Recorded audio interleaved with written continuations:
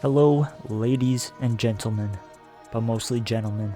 I hope you guys are having a fine day because today we are doing a UFC 311 breakdown video, or more of a prediction video. This is straight off the top of the dome, so I hope you guys enjoy. For the first fight of the night, we have Tagir Ulanbekov versus Clayton Carpenter. Tagir Ulanbekov has a 15-2 record. Very promising prospect, however, he likes to agree to fights and then not show up to fight. Very frustrating, but hopefully he comes through this time because he is facing an undefeated fighter with an 8-0 record, Clayton Carpenter. This should be a very fun fight to start off the night, and I think that Tagir is gonna take him down, drain the gas tank, and just give Clayton Carpenter a very rough night and eventually get either a submission in the third round or he'll win by decision. And next up we have Ricky Turcios versus Bernardo Sopaj. Now, it goes without saying, Ricky Turcios is Raul Rosas Jr.'s son. Even though he's 7 years older than Raul took him to school. And I'm not super familiar with Bernardo Sopaj, but Ricky Turcios either shows up and impresses the fans, or he's a complete flop and he gets ran through. And for that reason, I'm leaning towards Bernardo, but if Ricky Turcios shows up the way that he should be able to piece him up a little bit on the feet because he likes to throw a lot of volume and eventually find a submission. But if it goes the distance, I wouldn't be surprised to see Sopaj get the W. And next up, we have another undefeated fighter, Rinya Nakamura. He is 9-0. Looking relatively promising as a prospect, but he's still very early on in his career, so he might get fraud checked.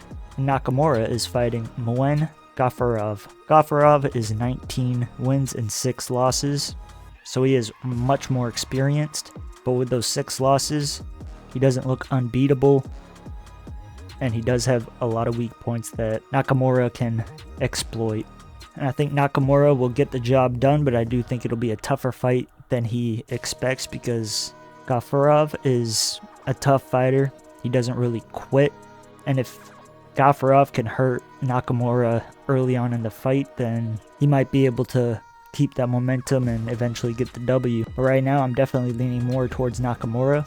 And he could probably get the win via ground and pound in the second or the third round. I don't think it'll be a first round stoppage, but next up, we got Karol Rosa versus Ailin Perez. Karol Rosa is 18-6, and Perez is 11-2.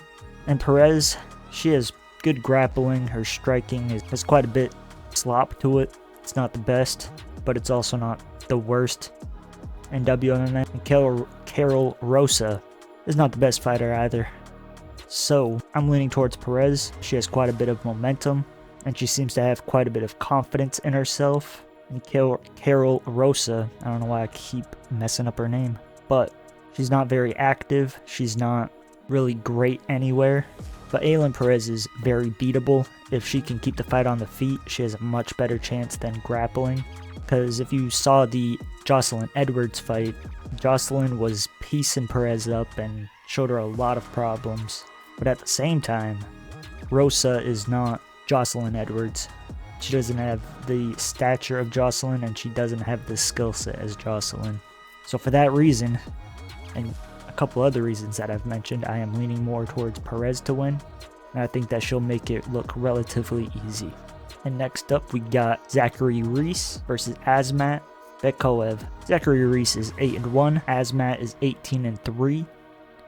So he has a ton more experience than Reese, but Reese, he comes out like a bat on fire because he just comes out throwing crazy stuff. He'll throw jumping kicks, he'll throw a ton of volume, and if he can catch Azmat and hurt him early, he could keep that momentum and get the finish in the first round, which honestly I think will happen. But Azmat is a tough dude.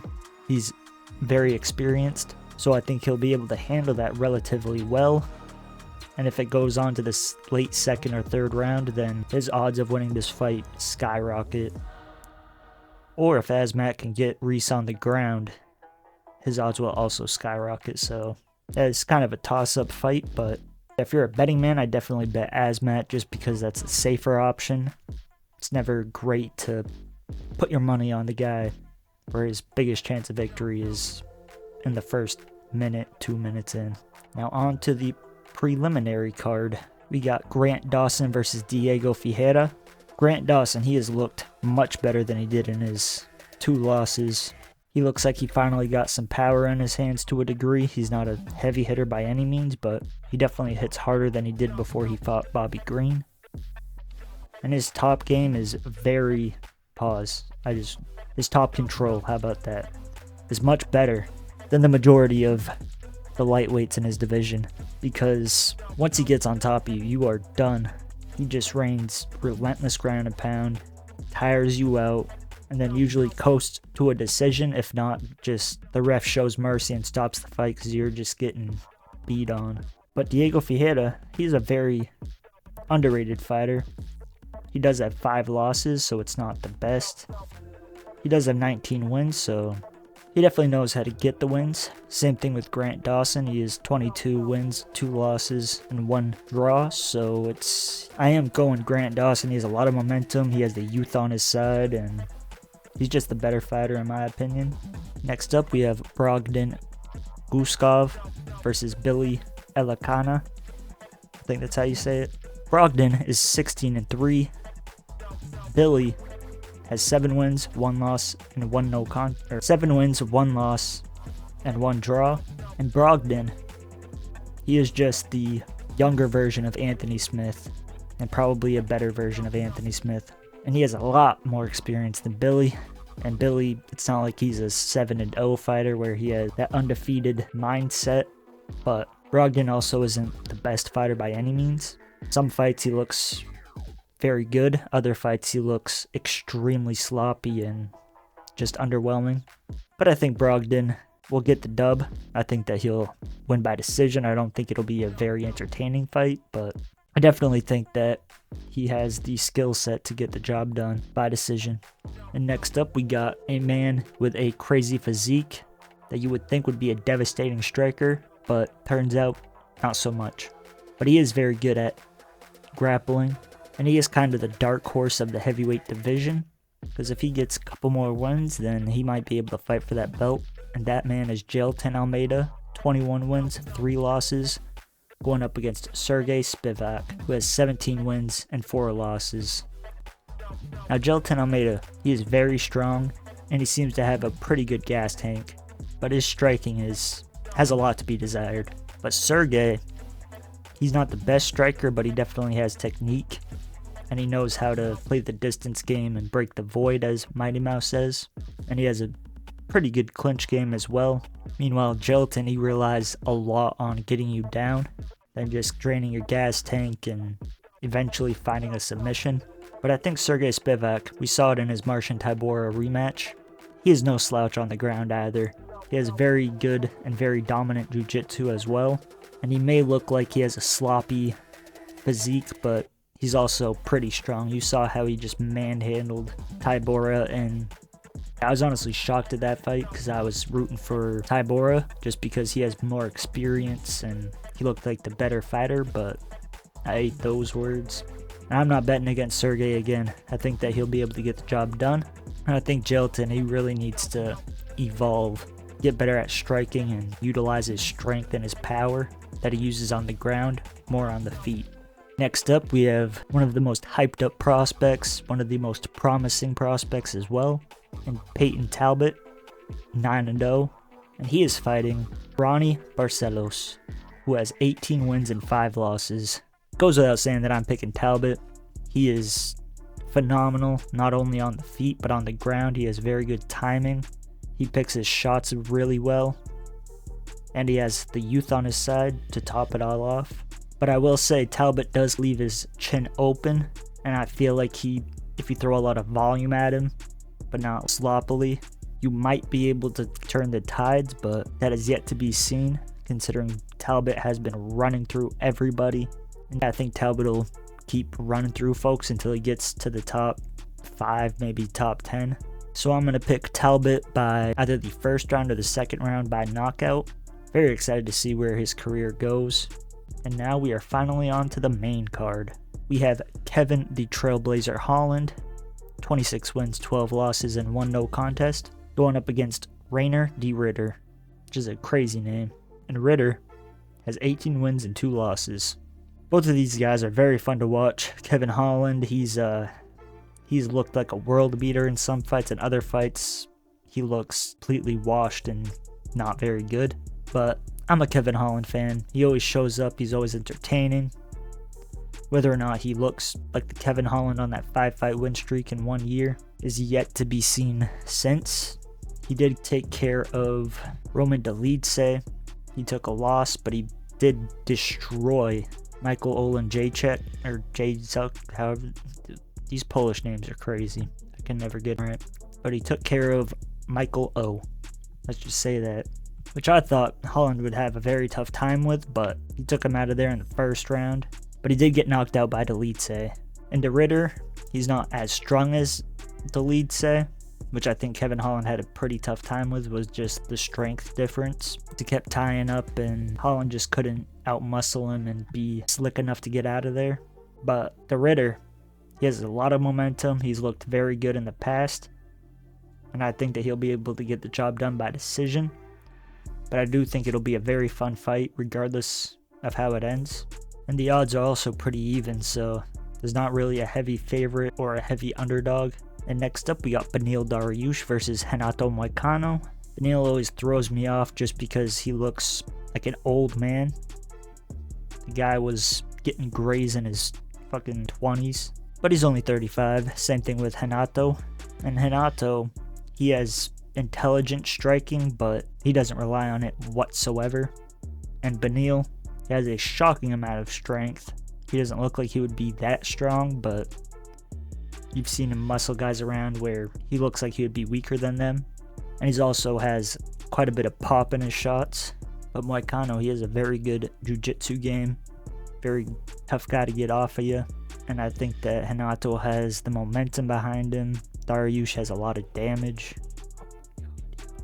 This fucking guy. And for that reason, picking Renato Moicano by submission in the 3rd round. But I wouldn't be surprised to see it go to decision, because Beneil is not an easy guy to finish unless you have a lot of power in your hands, and Renato Moicano does not. And I am very much looking forward to his post-fight speech, because he always has something to say. And next up, we have a very hyped up fight, one that I am very excited to watch, with Jiri, the mentally challenged Prohaska.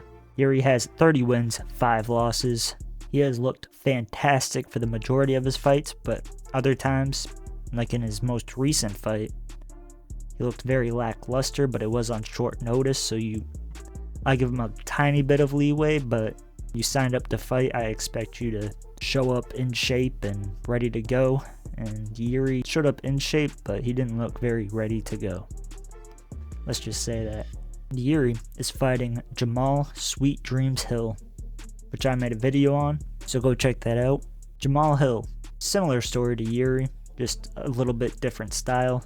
Jamahal Hill has a much more technical approach. He does have a lot of power in his shots, same thing with Jiri. He has really weird footwork, but there is a method to the madness. Jiri, I want to say there's a method to the madness, but I'm not convinced of that.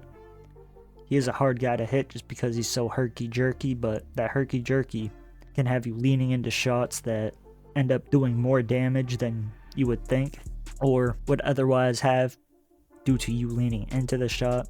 So if Jamahal Hill picks his shots right and reads Jiri, because while he does have that herky-jerky style, he does have tendencies like dipping his head down a lot, and he's wide open for leg kicks. And Jamahal Hill has had a leg kick heavy approach in the past, even though he got knocked out in the 1st round. He did out leg kick Pereira, which you don't really see much, and Pereira had a tough time actually checking them, but that was all for nothing because he got knocked out relatively early in the fight. But this is another toss-up. The odds are even, and I'm rooting for Jamahal Hill just because he has more charisma than Jiri.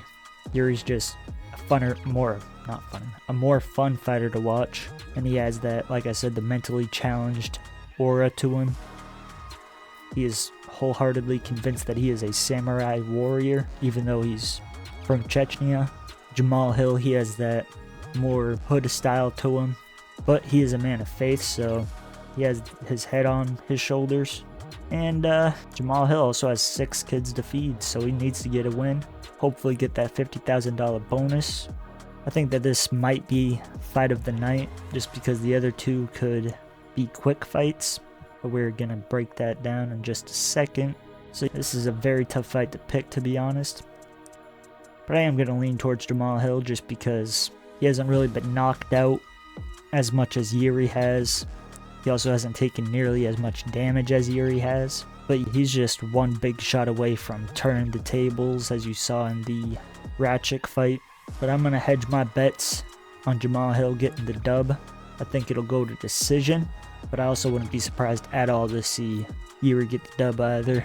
And next up, we have our first championship fight with Merab going up against Umar Nurmagomedov. Merab, I would normally say he's a bit reckless, but in that O'Malley fight, he looked very calculated, very patient, which was a surprise. Now, I think we'll see a similar approach to Umar, but this is a pretty tough fight to call because Merab, he is known to shock people. People thought he was going to lose to Jose Aldo. People thought he was going to lose to Piotr Jan.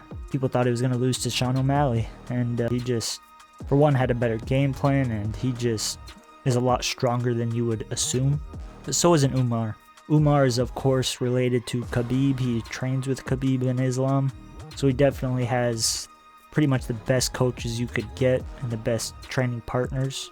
And he's only 29 years old, so he has the youth on his side as well. Merab, he's taken quite a bit of damage in his career, and he's also not known to finish people. Umar, he can finish you on the feet.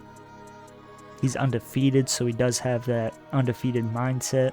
I think that Umar will beat Merab, probably by decision, but I hope it's a finish just because Merab is a very hard guy to finish. Next up, we got Islam Makhachev versus Armen Tsarukyan. This is a rematch. Their first fight was very competitive. Islam, he is probably the most balanced fighter in the UFC. Extremely good technique, extremely good striking, extremely good in the clinch, and extremely good on the ground.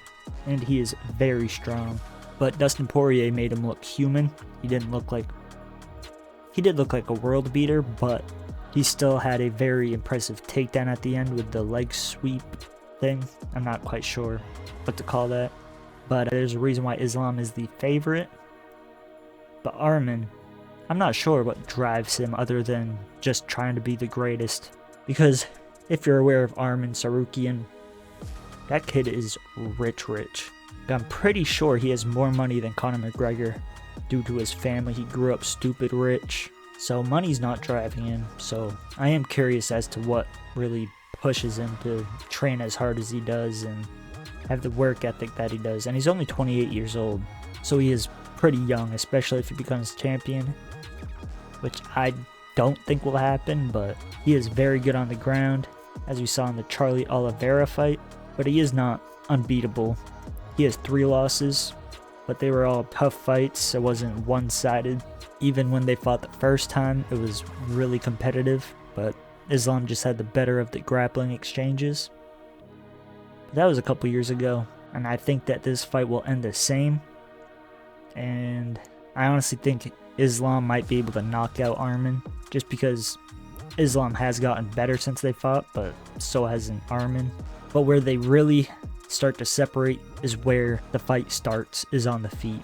And Islam has much better striking than Armen does.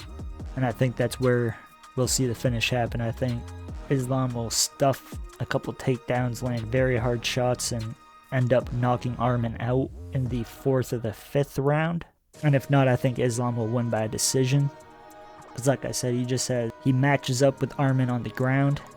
He's arguably better than Armen on the ground. But on the feet, it's not even close. Islam is way better on the feet than Armen is. And I think that's why he's pretty heavily the favorite at -400. Those are my predictions. Who do you think is going to win the title fights? Who do you think will win the Jiri Prochazka versus Hill fight? I am very excited for this card. I haven't seen too much noise about it. And I think that if you miss this pay-per-view card, you're gonna be kind of sad, just because I think it'll be just chock full of banger fights. And if you guys watched the video this far, be sure to like, comment, and subscribe, as it is the only way to support the channel. Hope you guys have a great week and enjoy the fights this weekend. Bye.